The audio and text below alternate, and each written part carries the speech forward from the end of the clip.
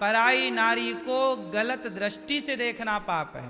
पराई नारी को देखना पाप नहीं है, पराई नारी को गलत भाव से देखना पाप है। पराई नारी को माता के रूप में देखना पुण्य है, पराई नारी को बहन के रूप में देखना पुण्य है, पराई नारी को बेटी के रूप में देखना पुण्य है, पर पराई नारी को भोग के रूप में देखना पाप है, गलत दृष्टि रखना पाप है। ये आंखों का पाप है। ये कहां का पाप है? दृष्टि का। इसलिए आंखों से भी पाप होता है भैया। भीष्म पितामह से पाप हो गया आंखों से। कहां से पाप हुआ? भीष्म पितामह इतने बड़े विद्वान योद्धा, इतने बड़े भक्त, पाप हो गया कहां से? आंखों से। क्या पाप हुआ? द्रौपदी के कपड़े उतरते हुए आंखों से देख लिए। पराई नारी के कपड़े उतरते हुए यदि आप देख रहे हैं, ये भी तो पाप है, नहीं है? और आपकी सामर्थ्य है, आप चाहें तो बचा सकते थे। पितामह चाहते तो एक तलवार उठाते, एक धनुष उठाते, एक बाण मारते, दुशासन का खेल खत्म। पितामह के बाणों का कोई सामना थोड़ी कर सकता था, पर पितामह देखते रहे। जितनी देर देखे, जितने मिनट देखे, उतनी कहा जाता है कि भीष्म पितामह ने 52 मिनट तक ये सब देखते रहे। इसलिए 52 दिन तक बाणों की सैया में लेटना पड़ा भीष्म पितामह को, एक एक मिनट 24-24 घंटे के रूप में। भीष्म पितामह को 52 दिन बाणों की सैया पर लेटना पड़ा। क्यों? क्योंकि 52 मिनट तक ये सब देखते रहे। द्रौपदी चिल्लाती रही, बचाओ बचाओ बचाओ। देखना भी तो पाप है ना साहब। इसलिए आंखें हैं, इसका मतलब ये नहीं कुछ भी देखोगे। आंखों को भगवान के चरणों में लगाओ। भगवान कितने सुंदर हैं, भगवान को देखो। देखो भगवान श्रीमन नारायण लक्ष्मी नारायण को देखो, ऊपर मंदिर में कितने सुंदर हैं। राजा रामचंद्र भगवान को देखो कितने सुंदर हैं। गौरी गोपाल भगवान को देखो कितने सुंदर। देखना ही है तो भगवान को देखो कितने सुंदर हैं। भगवान से सुंदर कोई होगा? इसलिए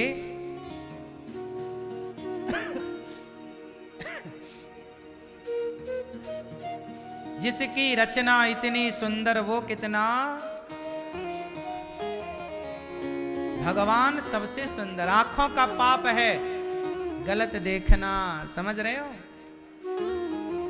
कानों का पाप भी होता है। आंखों से पाप होता है तो कानों से भी पाप होता है। बताओ कानों से कौन सा पाप होता है? आप बताओ, बोलो। कानों से कौन सा पाप? निंदा सुनना, संतों की निंदा सुन रहे हैं, माँ बाप की निंदा सुन रहे हैं, गौ माता की निंदा सुन रहे हैं, भगवान की निंदा सुन रहे हैं। हरिहर निंदा सुनहि जिकाना, हाँ ही पाप गौघात समाना। निंदा सुनना भी गौ हत्या की तरह पाप देने वाला है। हाँ ही पाप गौघात, गौघात मतलब गौ हत्या। गौ हत्या कर देने से जो पाप लगता है वही पाप निंदा सुनने से लगता है। किसकी निंदा? गुरुजनों की, माता की, पिता की, भगवान की। हम क्यों किसी की निंदा सुने? निंदा सुनने से पाप होता है, जबकि भगवान की कथा सुनने से पुण्य होता है। देखो, इसलिए निंदा कानों से भी पाप होता है। आप बोले हमने तो कोई पाप किया नहीं। नहीं, आपने कोई पाप नहीं किया, पर सुना तो है कानों से निंदा। वो पाप कहां जाएगा? देखो ना, माता कैकेयी ने कानों से राम की निंदा सुन ली। मंथरा किसकी निंदा कर रही है? बोलो। राम के बारे में भड़का रही है कैकेयी को मंथरा। बोलो हाँ। और भड़काने में, वो कान भरने में इतनी सफल भी हो गई मंथरा कि मंथरा के द्वारा भड़काने में निंदा की ना उसने राम की, कौशल्या मां की, कि कौशल्या के मन में तो कपट है, तुझे दासी बना के रखेंगी। ऐसे ऐसे भड़का दिया मंथरा ने कैकेयी माता को कि राम की निंदा जब सुनी माता कैकेयी ने, तो जो भगवान की निंदा सुनता है समाज उसका नाम लेना भी पसंद नहीं करता। इसलिए आज तक किसी बाप ने अपनी बेटी का नाम कैकेयी नहीं रखा, क्योंकि कैकेयी राम की निंदा सुनती है। कैकेयी राम की निंदा सुनती हैं। इसलिए निंदा ना सुनो, चाहे वो भगवान की निंदा हो, भक्त की निंदा हो। हम पड़ोसी की निंदा भी क्यों सुने, हमें मिलेगा क्या? कौन से हम निंदा सुन के धन्ना सेठ हो जाएंगे? पाप ही लगेगा। क्यों जी? मैया क्या बोलती तू?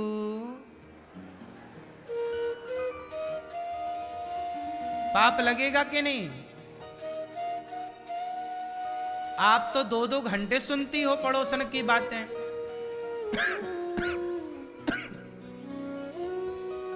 मत कानों को बंद कर लिया करो जब कोई फिजूल की बात करे, केवल भगवत चर्चा। भैया भगवान की बातें करो, क्यों निंदा करते हो किसी की?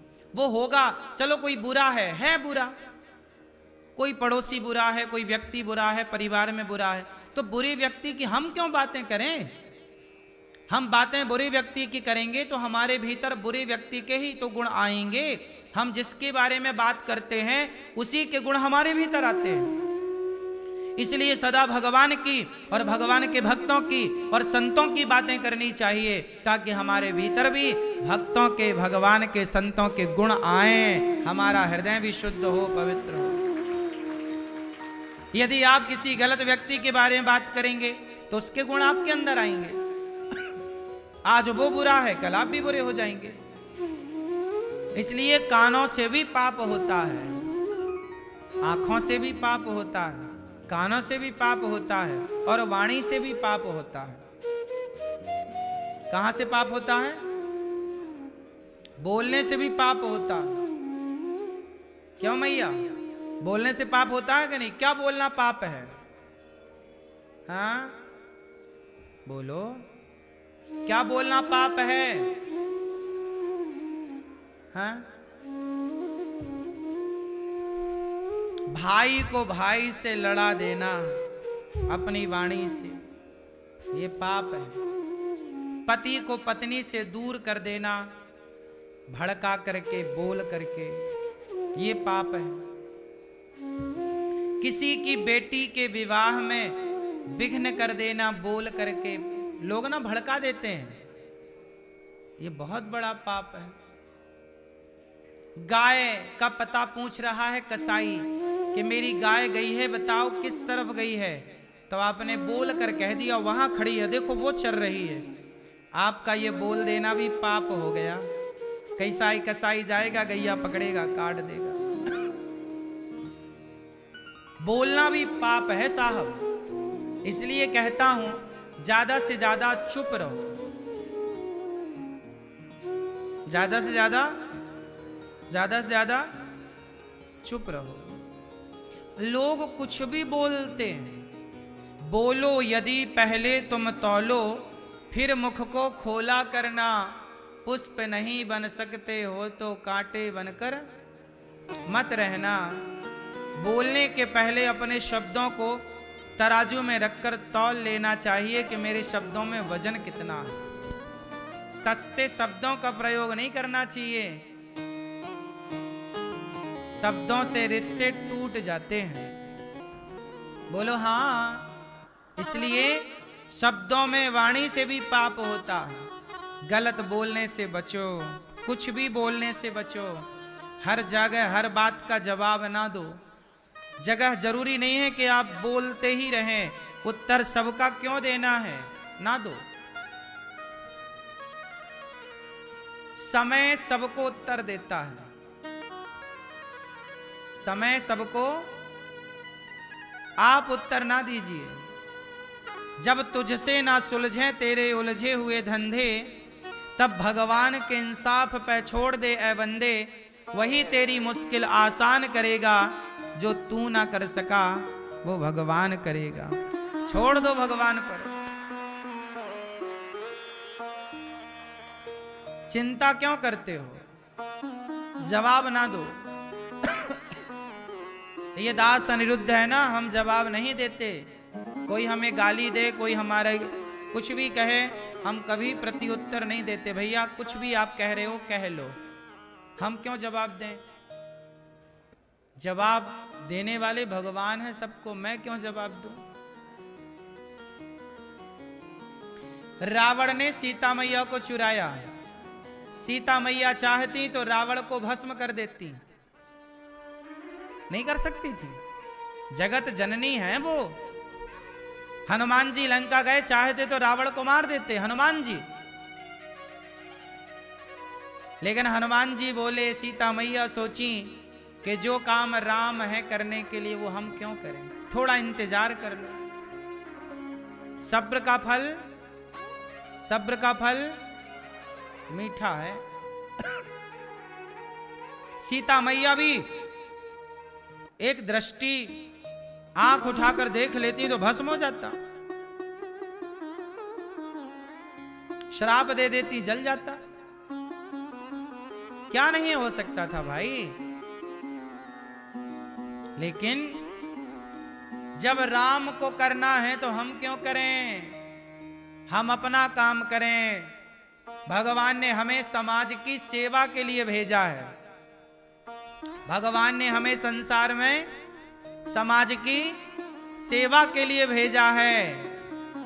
दंड देने का काम अनिरुद्धाचार्य का नहीं है। आप गलत करो, सही करो, फल भगवान देंगे। मैं केवल आपकी सेवा कर सकता हूं, मैं आपको दंड देने का अधिकार नहीं रखता। दंड देने का अधिकार ईश्वर के पास है। इसलिए मैं किसी को थप्पड़ क्यों मारूं, मैं किसी को गाली क्यों दूं, मैं किसी को रे बे कह के क्यों पुकारूं, मैं क्यों अपने शब्दों से किसी का दिल दुखाऊं। मैं तो सदा आपका भला सोचूं, आपकी सेवा करूं। आप बताओ, वृंदावन आते हो आप लोग, कोई 2 दिन के लिए आता है, कोई 7 दिन के लिए आता है, कोई 5 दिन के लिए आता है, कोई 10 दिन के लिए आता है। आप लोग आते हो, आते हो फिर चले जाते हो। आप 2-4 दिन के लिए ही तो आए हो, 7 दिन के लिए तो आए हो। अब मैं आपसे लड़ूं क्यों। मुझे पता है कि आप आए हो चले जाओगे, तो मैं आपसे अच्छे से बात करूं, प्रेम से बात करूं। 2-4 दिन के लिए तो आप आए ही हैं, मैं आपसे लड़ूं क्यों, लड़के पाऊंगा क्या। ऐसे ही संसार का नियम है कि संसार में व्यक्ति कम दिनों के लिए आया है। हम सब 100 वर्ष के लिए आए हैं, ज्यादा से ज्यादा 100 वर्ष तो कोई जी ना पाएगा। 80 मान लो, 90 मान लो, हम सबकी यात्रा 80-90 साल की है लगभग। बात सही है कि गलत है। आप कितने साल जियोगी मैया, मैया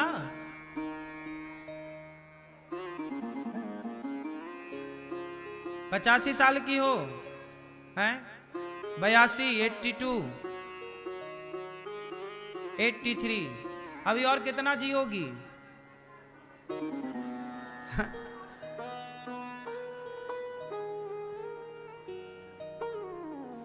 ऐसे ही है जीवन। ये मैया 80 साल की हो गई, अब और जोर लगाएंगी तो 20 साल और जी लेंगी।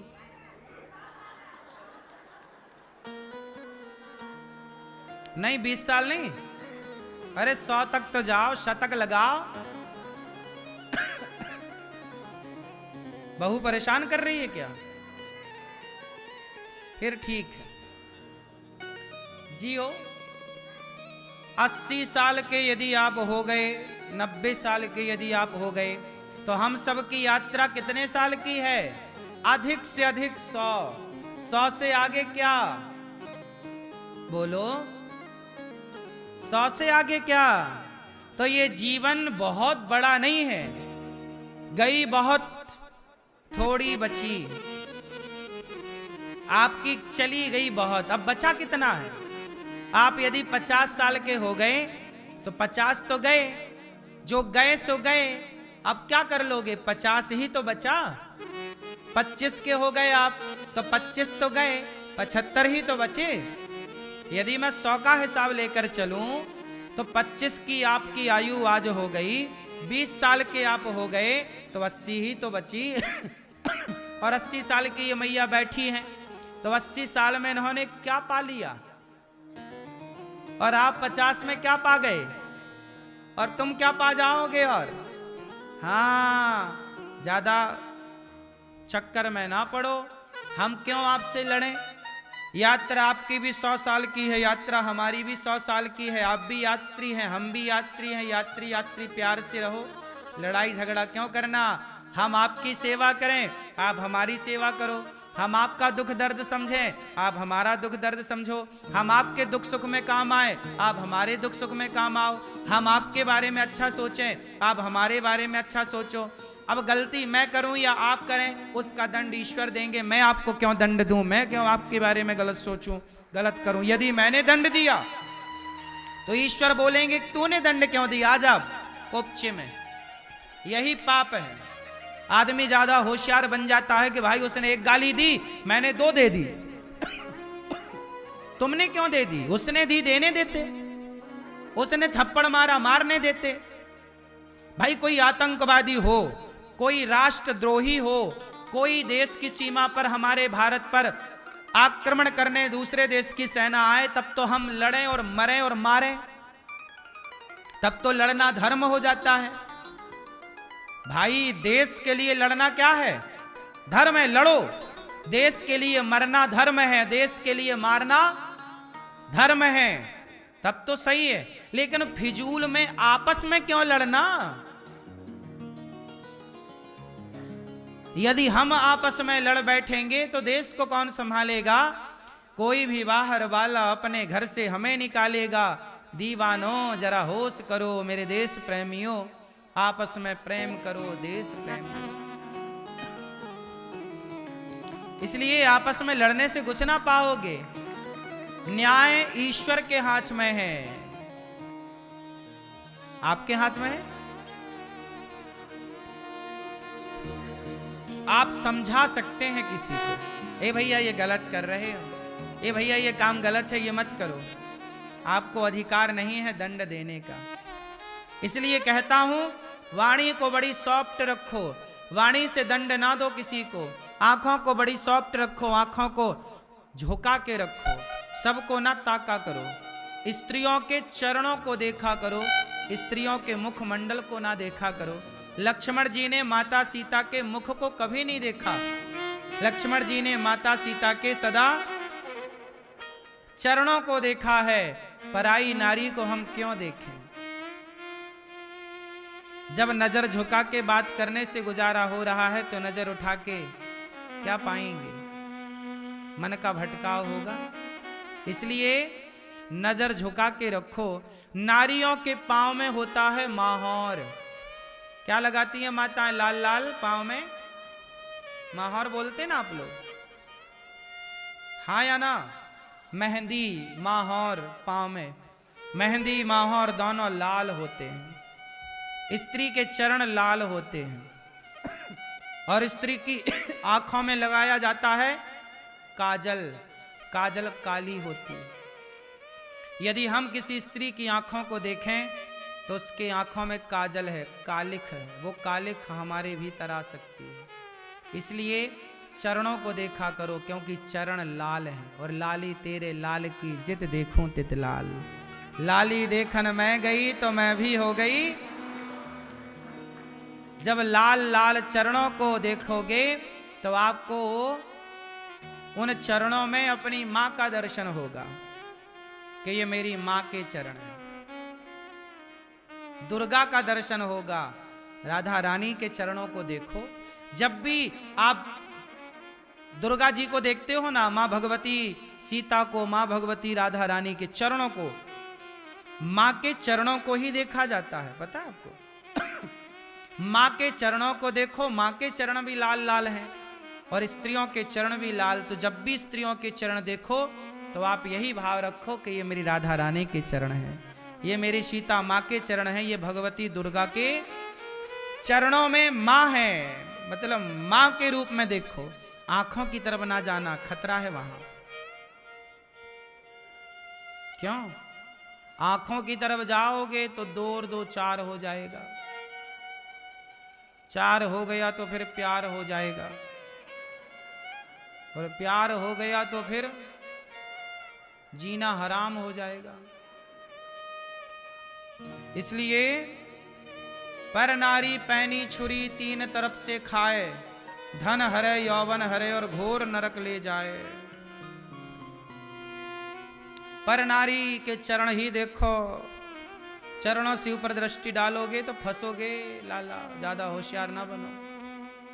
पर आजकल के छोरा को कौन समझाए, वो तो गाना गाता है, ताकते रहते तुझको सांझ सवेरे, तेरे मस्त मस्त 2 नैन। नहीं पता चल रहा उसको कि नैनों से वो मार डालेगी तुझे। स्त्री तलवार से नहीं मारती, स्त्री लाठी और डंडे से नहीं मारती। किसी को देख ले तो आदमी मर जाए, सही है? इसलिए वो भले तुम्हें देखे पर तुम चरण को ही देखना, ऊपर दृष्टि नहीं। समझ रहे हो लाला?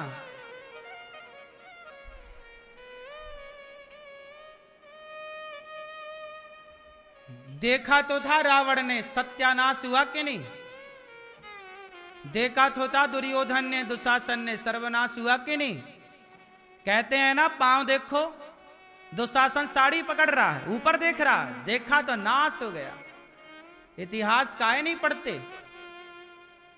जिन जिन ने नारियों को देखा है पराई स्त्री को गलत भाव से, उन्होंने का इतिहास उठाओ, सर्वनाश हुआ है। तुम देख रहे हो तो अगला नंबर तुम्हारा है, ये समझो। बात सही है? फिर धर्म क्या है?